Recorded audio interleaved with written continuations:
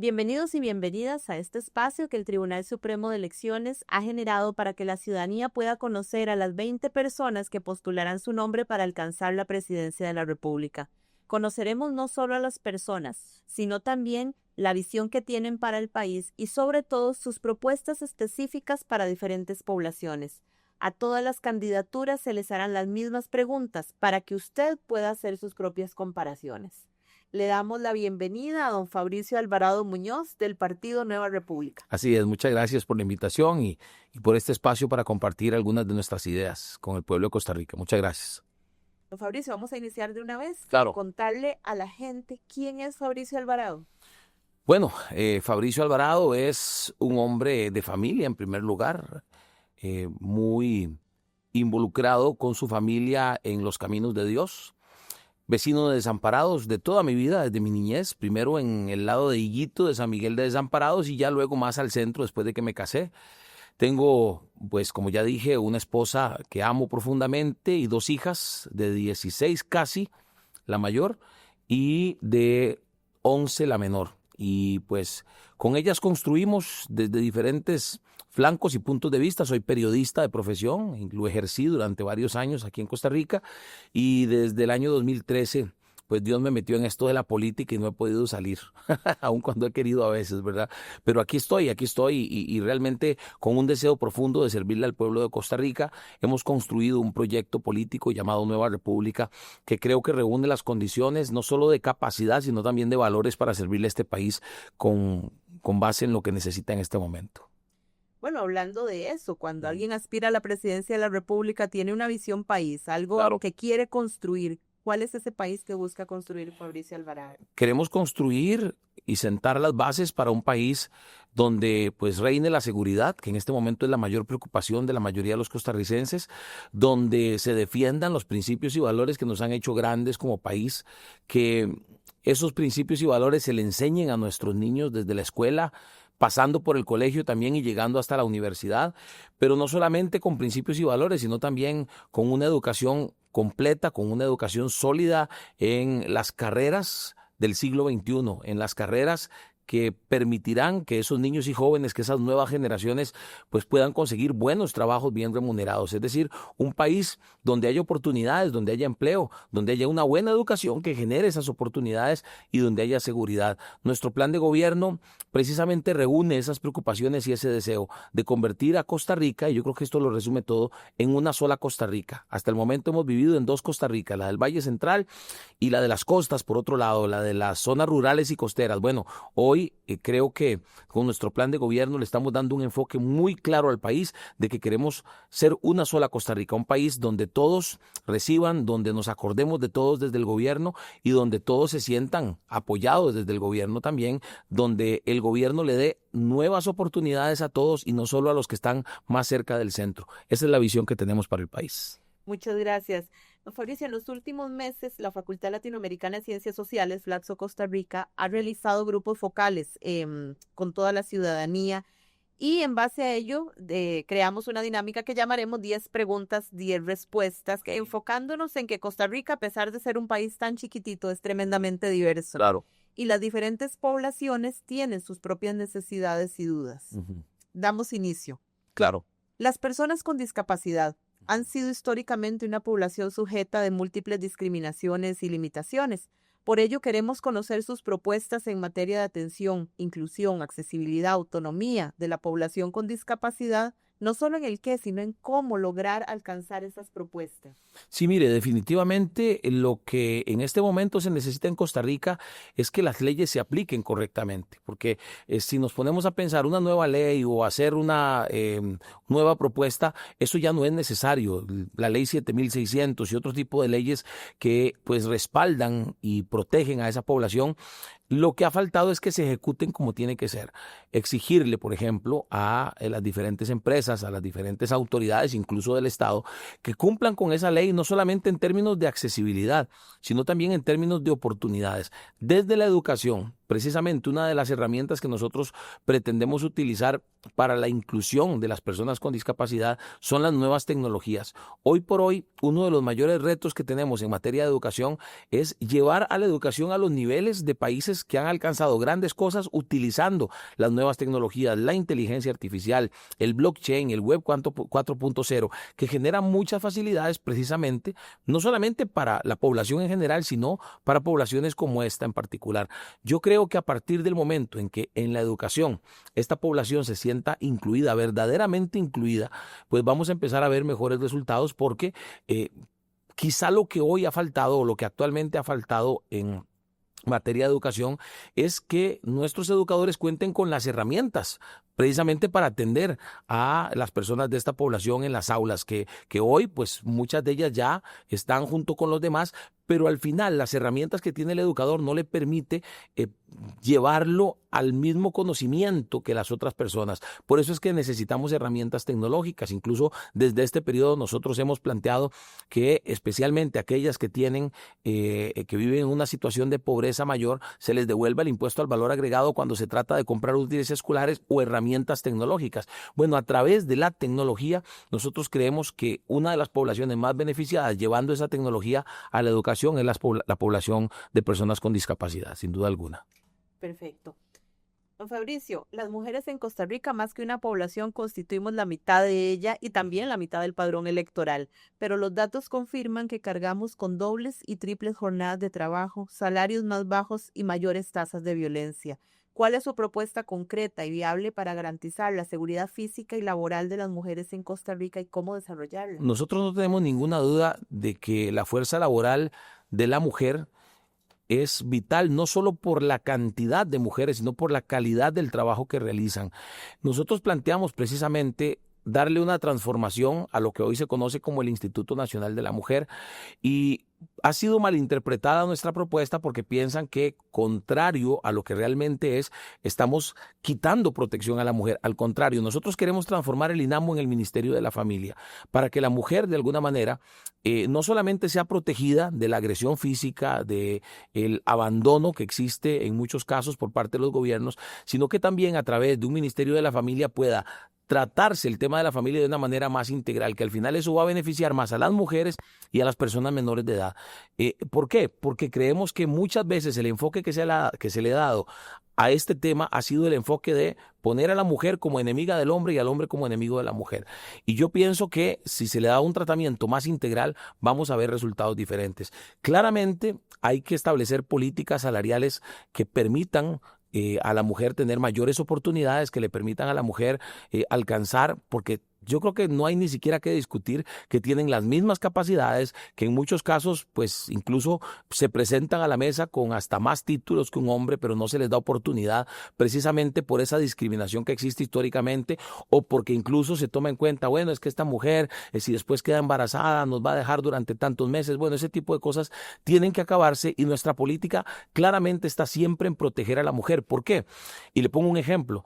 En este periodo hubo una propuesta para que en las oficinas de las municipalidades, que son oficinas de la mujer en las municipalidades, se destinaran recursos que son de las mujeres a personas trans. Nosotros nos opusimos a esa propuesta porque nosotros creemos que más bien va en sentido contrario de lo que siempre dice defender el feminismo, que es que a las mujeres tiene que haber más recursos y más oportunidades, y más bien en ese caso lo que estaba haciendo era quitándole dinero a las mujeres para dárselo a las personas trans. Nosotros nos opusimos y logramos que se archivara ese proyecto porque más bien debemos buscar que en las municipalidades, que en las instituciones de ayuda social, las mujeres sean prioridad por las diferentes desigualdades y por los diferentes desafíos que enfrentan, tal cual usted los mencionaba.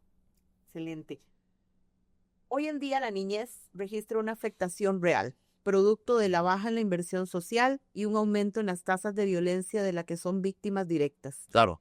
¿Qué estrategias concretas propone su gobierno para asegurar una inversión social sostenida y estratégica en materia de cuidado, salud, educación, lo que la niñez costarricense necesita?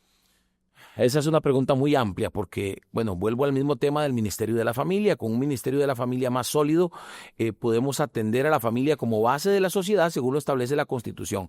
Pero también hay que básicamente intervenir el PANI. El PANI no está cumpliendo con su función, hay que hacer una reestructuración completa del Patronato Nacional de la Infancia, sumado a lo que es, y aquí esto es clave en cuanto al tema de la niñez, la estrategia que tenemos para la educación, que es llevar tecnología a la educación, pero a la vez hay un programa, y esto es un poquito amplio de explicar, pero hay un programa que nosotros hemos planteado que se llama Hagamos Plata para Todos, que es la creación de un Fondo de Desarrollo Nacional.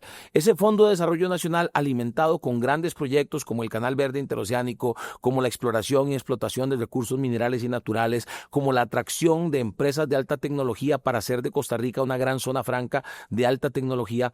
Esos recursos generados por esos proyectos irían al Fondo de Desarrollo Nacional, que es un fondo aparte del presupuesto nacional, y va a ser destinado precisamente a pagar deuda en primer lugar, pero también al tema de la infraestructura educativa en una buena parte. La situación de infraestructura educativa hoy es la que en buena parte suma al desastre que tenemos en materia de educación, porque empecemos porque los niños no están recibiendo clases en un ambiente agradable, están recibiendo clases en salones comunales, en algunas comunidades, en salones de iglesias o en cocheras incluso, mientras las escuelas están cayendo a pedazos. Entonces, la dirección que nosotros planteamos para resolver lo de la infraestructura educativa es más allá de resolver o más allá de arreglar techos, pisos y paredes. Lo que nosotros queremos es crear ambientes agradables, ambientes seguros, donde haya conectividad 100% para las escuelas y colegios de todo el país. Eso va a meter a nuestros niños en un camino diferente que les va a generar oportunidades. No es lo mismo lo que hoy están aprendiendo nuestros niños en las escuelas y colegios, especialmente en zonas rurales, a lo que va a ser en el momento en que logremos incluir la tecnología.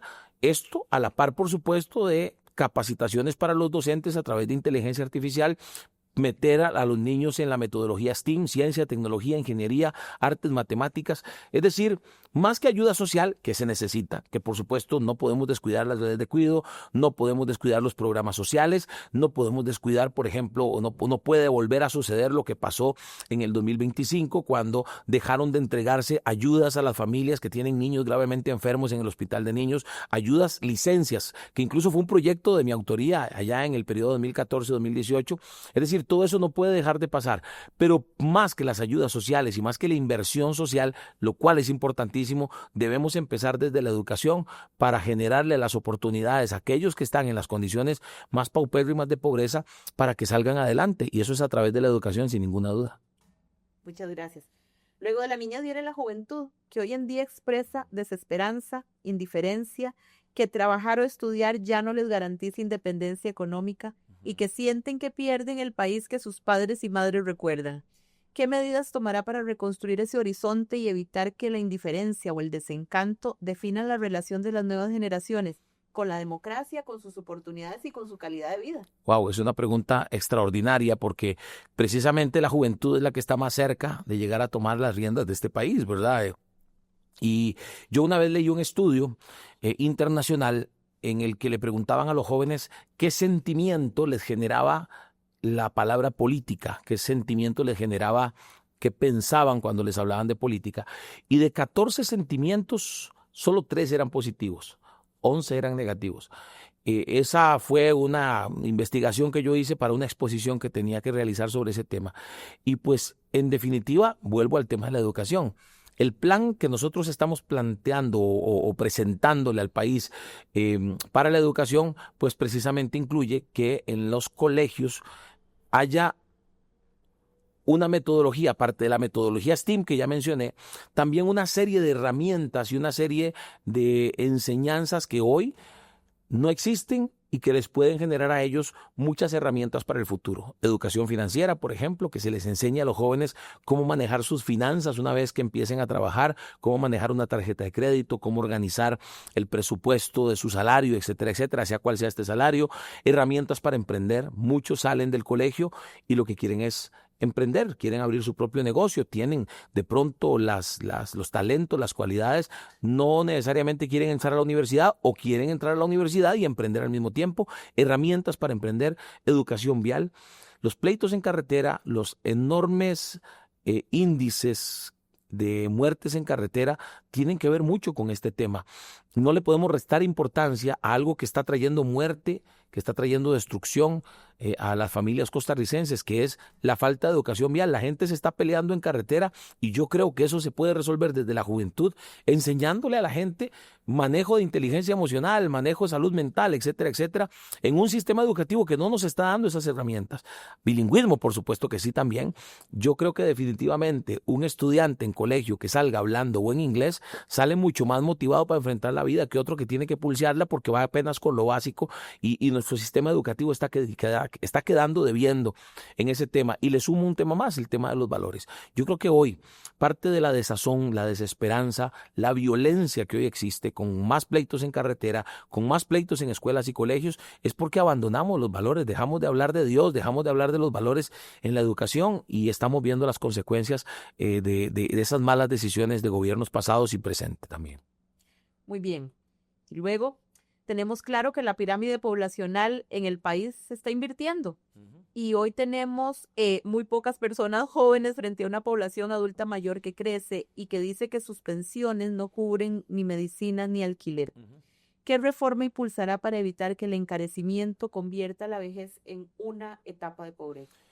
Precisamente le hablaba de nuestra propuesta Hagamos Plata para Todos. Esta propuesta lo que pretende, bueno, voy a explicarlo un poquito más a fondo, pretende la creación de ese Fondo de Desarrollo Nacional, que es a través de un proyecto de ley que tendría que presentar yo como presidente nomás empezando, creando ese proyecto y empezando a caminar en los diferentes, o creando ese fondo, perdón, y empezando a caminar en los diferentes proyectos que lo van a alimentar, se tiene que definir del 100% del Fondo de Desarrollo Nacional a qué se va a destinar ese 100%. Nosotros pensamos que el 50% tiene que destinarse al pago de deuda. Si empezamos a pagar deuda, si empezamos a bajar ese casi 50% que hoy Costa Rica debe del presupuesto nacional cada año, de cada 100 colones que aprobamos los diputados, 50 ya los debe el país. Por lo tanto, solo puede sobrevivir que para salarios y que para todos los gastos que tiene el gobierno con el 50% del salario. Si empezamos a pagar deuda con parte de ese Fondo de Desarrollo Nacional, pues vamos a empezar a ver cómo queda más dinero para grandes proyectos. Pero hablando del fondo, destinamos 50 para pagar deuda y el otro 50 lo distribuimos. Política ambiental, como ya mencioné, infraestructura educativa, fortalecimiento de los regímenes de pensiones. Por eso estoy mencionando el tema, porque una de las cosas que nosotros entendemos es que los regímenes de pensiones hay que fortalecerlos, no todos están funcionando como debieran, no todos tienen las mismas expectativas de sostenibilidad a lo largo del tiempo y por supuesto eso sumado al tema de la pirámide poblacional, pues nos hace pensar que el panorama no es nada halagüeño, ¿verdad? Entonces, por eso nosotros creemos que la solución es buscar diferentes herramientas. Por ejemplo, una de ellas es que los rendimientos precisamente de los fondos de pensiones se puedan utilizar para la creación de infraestructura, porque eso va a generar también rendimientos, va a generar intereses, va a generar ganancia, va a generar que se fortalezca estos regímenes de pensiones, perdón. Entonces, en esa misma dirección, parte del Fondo Soberano, sin duda alguna, irá a parar en políticas, en decisiones que nos ayuden a evitar precisamente ese caos que se vendría a dar a causa de lo que hoy está pasando en Costa Rica con el tema de la población, ¿verdad? Y la gran cantidad de adultos mayores que hoy tenemos en relación a pues la población joven que va disminuyendo poco a poco. Muy bien. Cambiando de tema, la seguridad alimentaria de los países, incluido el nuestro, es hoy más que nunca una urgencia que requiere acciones claras. Claro. ¿Cuáles son sus propuestas reales y viables para los agricultores y agricultoras costarricenses? Va desde el tema del acceso a los a créditos, el acceso a créditos para los agricultores, que dicho sea de paso, quizá, usted sabe que soy candidato por tercera vez y quizá esta es en la que más he tenido oportunidad de compartir con ellos, de ver las carencias, en otras ocasiones también, pero en este caso en particular, nunca por lo menos desde mi punto de vista he percibido tanto abandono a ese sector como en este caso particular. El caso de los arroceros es dramático, el caso de los arroceros tenemos no una, sino muchas historias de gente que nos ha dicho, empezamos este gobierno con tantas hectáreas, ahora no tengo ni una, tuve que dedicarme a otra actividad, tuve que abandonar, tuve que vender y por supuesto que eso es muy lamentable. Nosotros creemos que el país puede básicamente, y que tiene la capacidad y la posibilidad de que todos esos arroceros, de que todos esos agricultores puedan vender todo su producto y que Costa Rica se alimente con todo ese producto y que lo que haga falta, pues sí, lo importamos. Yo creo que las políticas que se han llevado a cabo en este gobierno nos han demostrado que no funciona darle prioridad a la importación, porque por lo menos los precios, desde los estudios que nosotros hemos hecho, no han bajado, se mantienen y en algunos casos hasta más caros son. Entonces, hay que tomar decisiones para revertir decisiones que se tomaron en este gobierno que afectaron al agricultor y que no beneficiaron en nada al consumidor, porque se utilizó el tema de favorecer al consumidor, dizque para tomar esas determinaciones. Hay que revertir esas decisiones, hay que seguir apoyando. Nosotros hemos apoyado, por ejemplo, el proyecto de Fonarroz en la Asamblea Legislativa para que estos arroceros, los que quedan, se recuperen, pero sí, sin duda alguna, hay que trabajar en el tema de mayor acceso a créditos, hay que trabajar en el tema también de los insumos que utilizan los agricultores, y debo decir algo más, Costa Rica tiene que ir más allá. Nuestros representantes diplomáticos no deberían ser solamente gente que vaya a actividades protocolarias. Nuestros representantes diplomáticos deberían, entre otras cosas, y usted me va a decir, ¿esto qué tiene que ver? Ya le voy a decir, ser realmente embajadores nuestros que generen atracción turística, que generen buenos acuerdos culturales, que sean promotores de nuestros artistas, que sean promotores de nuestros deportistas, que sean promotores de nuestros productos agrícolas, pero que también nos permitan traer a Costa Rica herramientas tecnológicas que ellos están usando otros países hoy para la agricultura a un bajo costo, para que nuestros agricultores pues puedan crecer también en la calidad de sus productos, en la rapidez con la que los producen y demás, que eso está funcionando en otros países. Le pongo el ejemplo de Israel, por ejemplo, pero hay otros, no solo Israel, hay otros países donde la tecnología se está implementando en la agricultura de una manera tan exitosa que está generando buenos resultados, que además favorecen a los agricultores, pero favorecen también a los consumidores, porque baja los costos. Entonces, en esa misma dirección, yo creo que tenemos que usar, sí, a nuestro Ministerio de Agricultura y Ganadería, que a la vez no está sirviendo de mucho, que la gran queja desde hace varios gobiernos es, en ese ministerio la persona que está a cargo no tiene empatía con nosotros, viene solamente a imponernos o a ver en qué nos vigila o a ver en qué nos jode, perdón la expresión, y no. Necesitamos, y ese es nuestro compromiso con el sector agrícola, nombrar en ese ministerio una persona que conozca el sector, que sepa lo que es ponerse unas botas y meterse en una parcela, meterse en una finca, para que pueda tener empatía con los que hoy están sufriendo tanto, ¿verdad? Excelente. En las zonas rurales y costeras, la única oportunidad, entre comillas, para muchas personas pareciera ser migrar o caer en las redes del crimen organizado. ¿Cuál es su plan real para crear empleo digno fuera del gran área metropolitana en los primeros 2 años de gobierno? Bueno, nosotros creemos que el mismo proyecto de la creación del Fondo de Desarrollo Nacional, FODENAL le hemos llamado nosotros, implica poner a trabajar. Básicamente, los 3 proyectos que alimentarían ese fondo son proyectos que favorecerían principalmente zonas costeras, rurales, fronterizas. Estoy hablándole del Canal Verde Interoceánico. Solo el Canal Verde Interoceánico, si lo ponemos a caminar, ya genera 10,000 empleos en zona rural, zona costera. Recuerde que el Canal Verde empieza, el proyecto que se ha discutido hasta el momento, empieza en Siquirres, en Parismina, termina en la Cruz de Guanacaste, específicamente en Santa Cecilia, con la construcción de 2 megapuertos en esas 2 comunidades y una carretera que cruza pasando por comunidades como Sarapiquí, como Guásimo también, como Río Cuarto en Alajuela, como la Cruz de Guanacaste, la zona norte también, Upala, Los Chiles, Guatuso. Todas esas zonas se van a ver permeadas por la generación de empleo que va a generar el Canal Verde Interoceánico.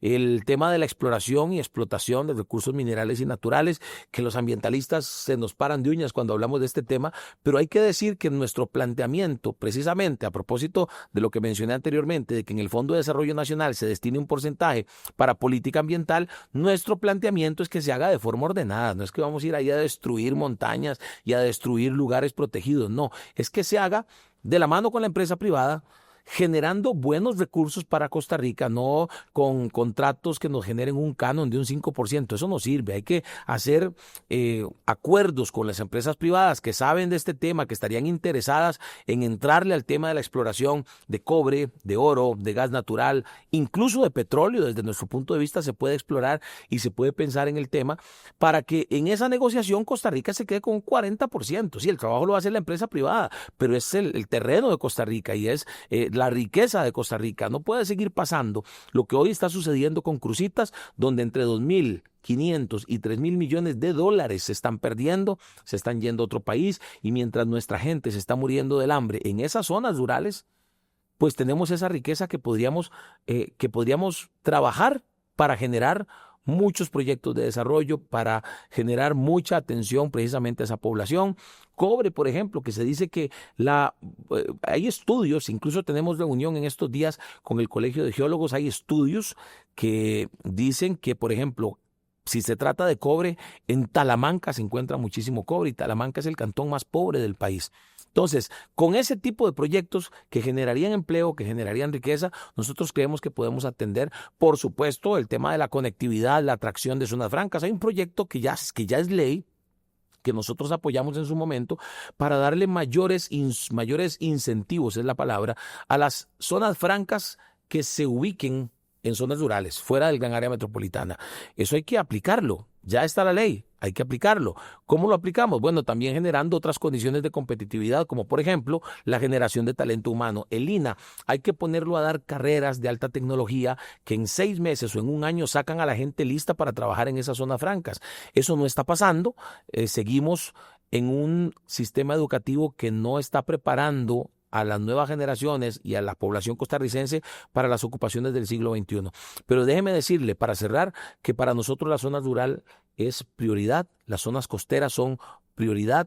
¿Por qué? Porque las zonas costeras y rurales han apoyado mucho a Fabricio Alvarado en anteriores procesos electorales. Se lo debemos y queremos hacerlo y queremos llegar a gobierno para retribuirles todo ese apoyo que nos han dado.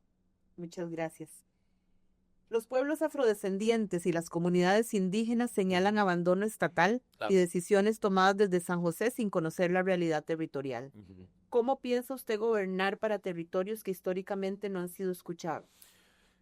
En gobiernos anteriores se ha usado una figura, yo no creo que yo la llame igual, porque sinceramente en los gobiernos anteriores no han funcionado bien, pero en nuestro gobierno, sin duda alguna, tiene que haber una persona que se dedique exclusivamente a tiempo completo a atender esas poblaciones.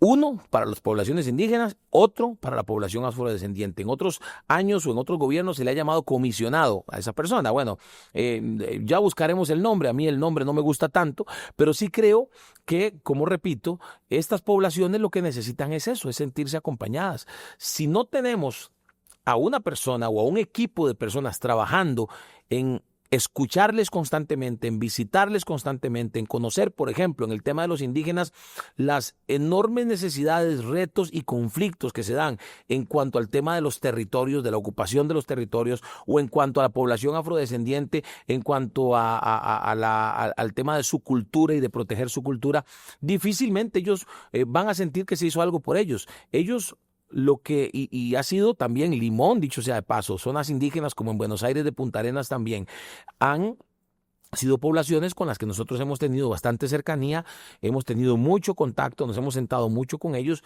y yo llego a la conclusión de que lo que ellos quieren es eso, sentirse no solamente escuchados, sino sentir que lo que ellos hablan, que la persona que les escuchó acciona algo.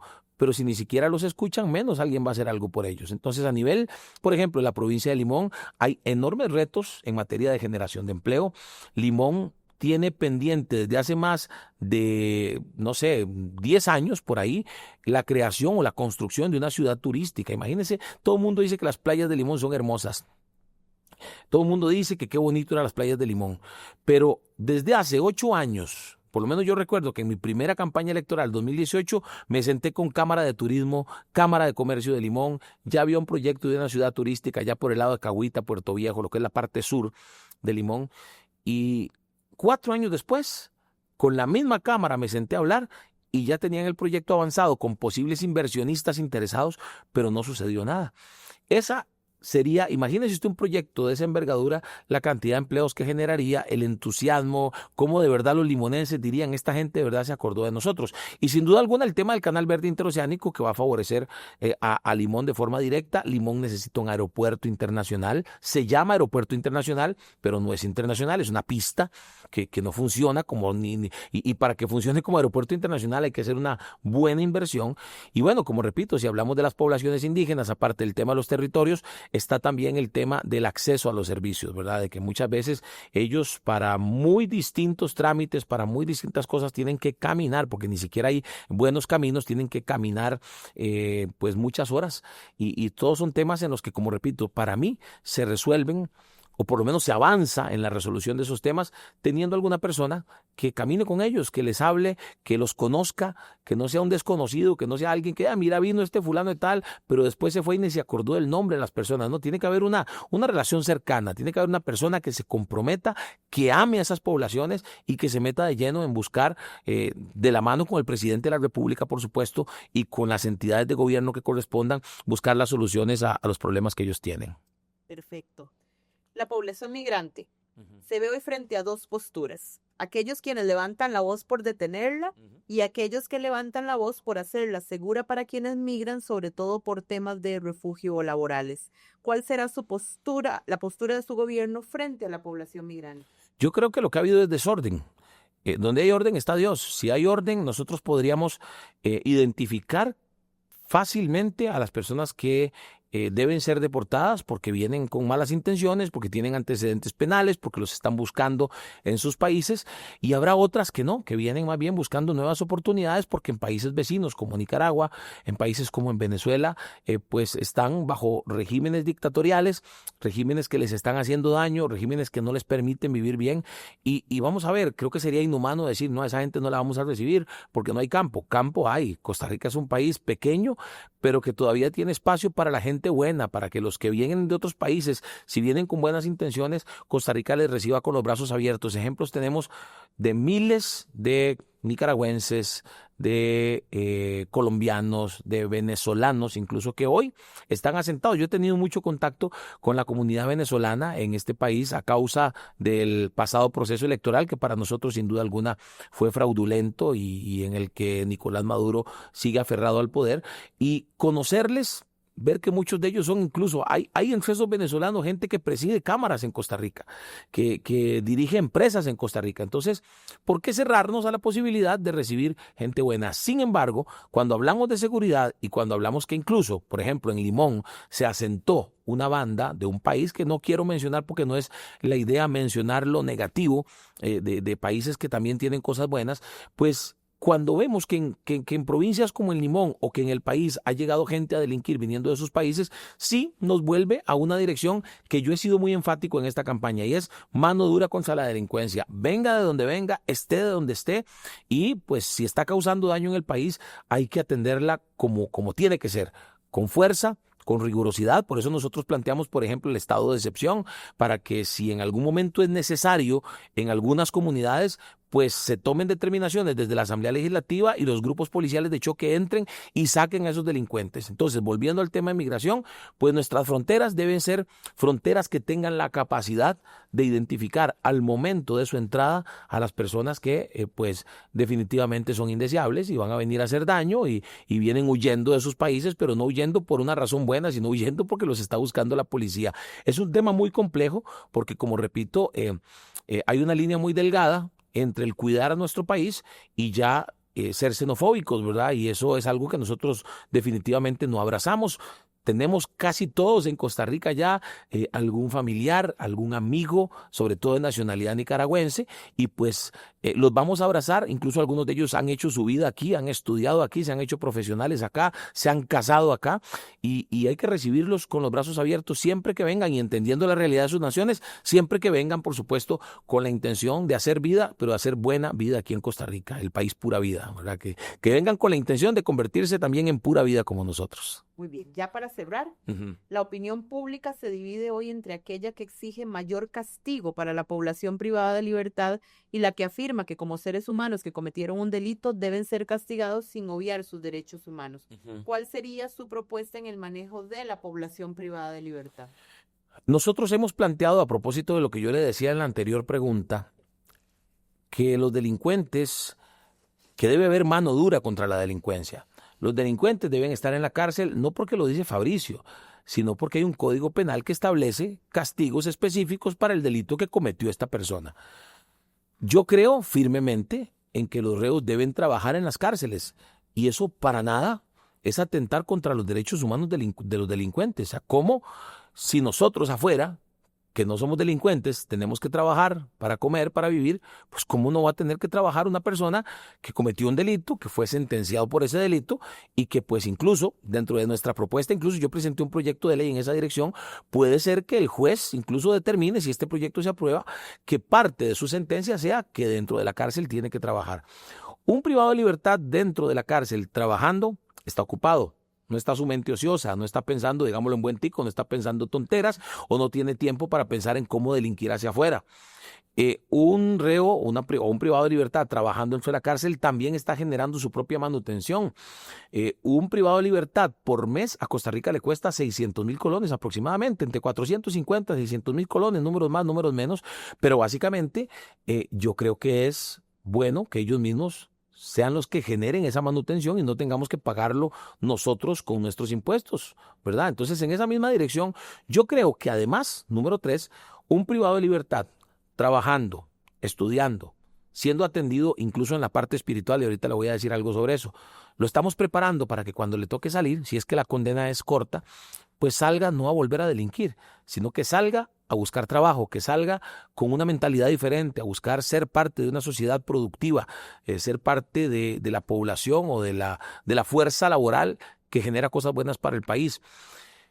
Y yo en ningún momento, por tener esa posición, quiero decir que las personas no pueden cambiar. Claro que tienen derecho a cambiar. Y de hecho yo generé como diputado una reunión entre el presidente de la Alianza Evangélica de Costa Rica con el ministro de Justicia, con don Gerald Campos, eso fue hace como un par de años, con el fin de facilitar las cosas en las cárceles del país para que puedan entrar pastores afiliados a la Alianza Evangélica, a darle un mensaje de cambio a las personas que están allá adentro. Y esto va más allá de la religión, no es a convertirlos en evangélicos, es a darles un mensaje de cambio, porque el ambiente adentro se ha demostrado, por la cantidad de incidencia que hay, el ambiente adentro no se presta para que ellos cuando les toque salir, salgan a vivir un estilo de vida diferente. Yo creo que debe haber equilibrio. Yo creo que nadie está proponiendo trabajos forzados. No, estamos proponiendo que trabajen para que generen sus recursos, incluso la manutención de su familia, que en muchas ocasiones quienes delinquen, al estar en la cárcel, dejan a su familia desprotegida, porque tal vez la mujer no tiene trabajo, sus hijos pues quedan en situación de indefensión y al final terminan convirtiéndose en carne cañón también para esos grupos criminales que terminan hasta reclutando a los que se quedaron afuera. Entonces, alguien trabajando y generando recursos para su casa, para su familia también es proteger un poco a los que están afuera. Entonces, desde nuestro punto de vista, no creemos en esa posición garantista de que pobrecitos los delincuentes, de que se está atentando contra sus derechos humanos. Incluso yo creo en aumentar las penas y le voy a decir por qué creo en aumentar las penas. Creo en aumentar las penas por 2 razones. Uno, porque sacamos de circulación mayor tiempo a los que están haciendo daño. Y sí, el que quiere cambiar, que lo demuestre en la cárcel, que se porte bien. Hay dentro de lo que es la ejecución de la pena herramientas para que a una persona se le disminuya la pena si mostró buen comportamiento y demás. Pero yo creo, no tengo la menor duda, de que aumentando las penas también estamos dando un mensaje hacia afuera. A nivel internacional, el turismo está recibiendo un mensaje de que Costa Rica es un país inseguro. A nivel internacional, quienes podrían estar pensando en invertir en Costa Rica lo están pensando más porque ven a Costa Rica como un país inseguro. Y necesitamos dar señales con proyectos como el del sicariato para aumentar la pena en el sicariato, que es un proyecto de Nueva República. Nosotros incluso propusimos que se aumentara a 50 años la pena. Logramos en este periodo que pues para este momento no se ha aprobado todavía, pero queremos que se dé, pero logramos que fuera por lo menos a 40 años el aumento de la pena, aunque desde nuestro punto de vista debería ser a 50 para esa señal que necesitamos darle a quienes podrían venir como turistas, pero no lo hacen porque tienen un montón de noticias que llegan a nivel internacional de que somos un país inseguro, violento, que hay más sicariato y más narco, igual a lo que es la inversión extranjera. La misma Cámara de Industrias, con esto cierro, la misma Cámara de Industrias nos dijo que de sus afiliados, por lo menos el 10% tomó la decisión de no invertir más por ahora a causa del tema de la seguridad. Entonces, hay datos que confirman que debemos tener mano dura contra la delincuencia porque, por un lado, la delincuencia evoluciona, pero por otro lado, quienes enfrentamos la delincuencia a través de leyes y acciones concretas no estamos evolucionando. Muchísimas gracias, don Fabricio Alvarado Muñoz, del Partido Nueva República. Y a todos ustedes, este es un esfuerzo que el Tribunal Supremo de Elecciones hace para que conozca las 20 candidaturas y pueda emitir usted un voto informado.